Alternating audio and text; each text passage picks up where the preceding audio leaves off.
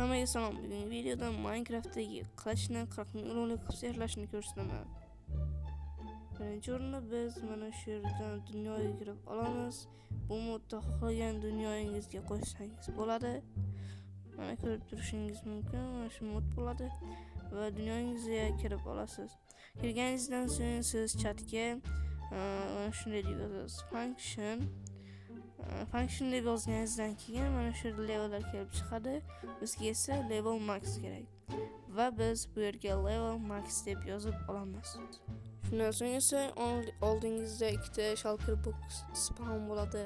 Uning ichida yuqori darajadagi enchanted booklarni ko'rishingiz mumkin va bizga sharpness kerak bo'ladi va siz endi kirib ikkovsini birlashtirib olasiz. Va hozir men vardani urib ko'rsataman.